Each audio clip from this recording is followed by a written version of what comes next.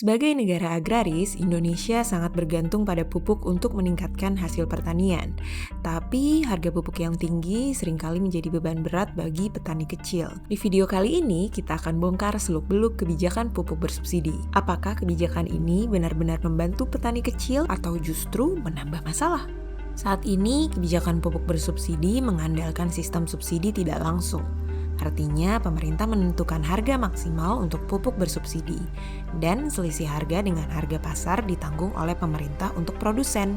Dengan cara ini, petani bisa mendapatkan pupuk dengan harga yang lebih murah, sementara produsen tetap mendapat keuntungan. Subsidi ini khusus untuk petani kecil dengan lahan kurang dari 2 hektar. Sesuai Undang-Undang Nomor 19 Tahun 2003, pemerintah berkomitmen melindungi petani kecil.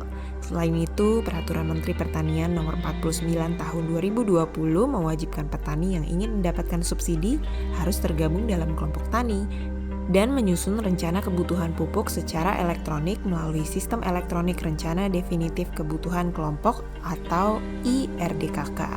Hingga 6 Agustus 2024, penyaluran pupuk bersubsidi sudah mencapai 3,9 juta ton, sekitar 41,13% dari target alokasi 9,5 juta ton. Pupuk urea menjadi yang paling banyak disalurkan, mencapai 45,97%.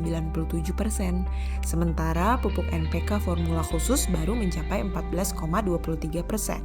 Secara regional, Jawa Timur memimpin dengan capaian 42,43%, sedangkan Nusa Tenggara Timur di posisi terbawah dengan 20,14%. Presiden Joko Widodo telah mengumumkan peningkatan kuota pupuk bersubsidi untuk tahun 2024 menjadi 9,5 juta ton, naik dari 4,7 juta ton.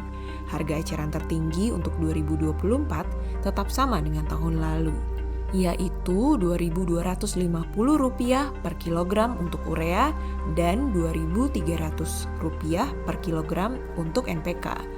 Untuk NPK formula khusus dan pupuk organik bersubsidi dipatok di Rp3.300 dan Rp800 per kilogram.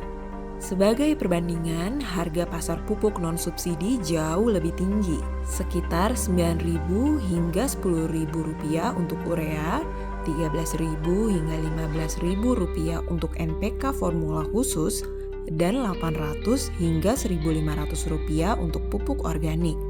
Selisih harga ini menunjukkan betapa pentingnya subsidi untuk membuat pupuk lebih terjangkau bagi petani kecil. Tapi sebenarnya apa saja masalahnya?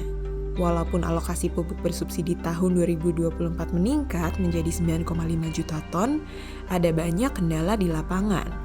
Masalah utamanya bukan hanya soal anggaran, tapi juga akurasi data dalam sistem IRDKK yang belum terverifikasi sepenuhnya. Audit Ombudsman pada Juli 2024 mengungkapkan bahwa antara 850.000 hingga lebih dari 1 juta petani belum pernah menembus pupuk bersubsidi yang seharusnya mereka terima selama 3 tahun terakhir.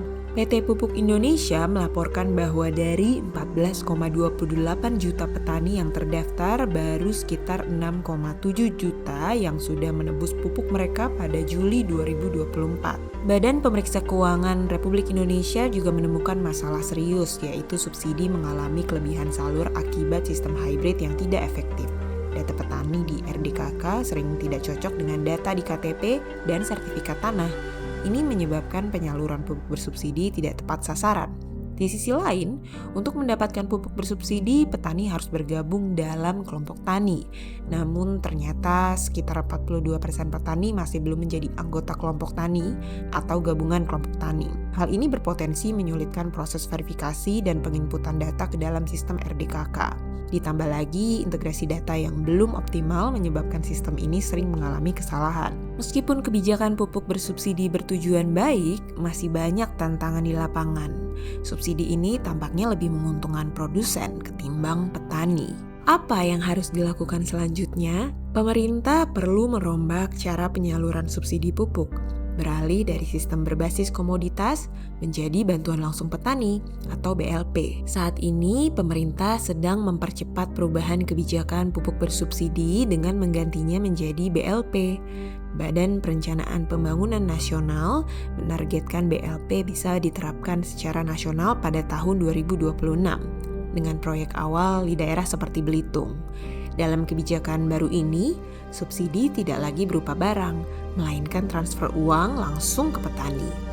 Namun, pemerintah juga perlu memperbarui kriteria penerima subsidi agar lebih tepat sasaran. Dengan anggaran yang terbatas, penting untuk memastikan subsidi benar-benar sampai kepada petani yang membutuhkan, terutama petani miskin atau rentan.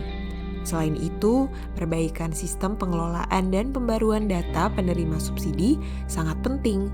Integrasi data petani dengan nomor induk kependudukan dan data luas lahan akan membantu memastikan subsidi disalurkan lebih tepat dan efisien. Dengan langkah-langkah ini, diharapkan pupuk bersubsidi bisa memberikan manfaat yang lebih besar dan adil bagi petani kecil di seluruh Indonesia.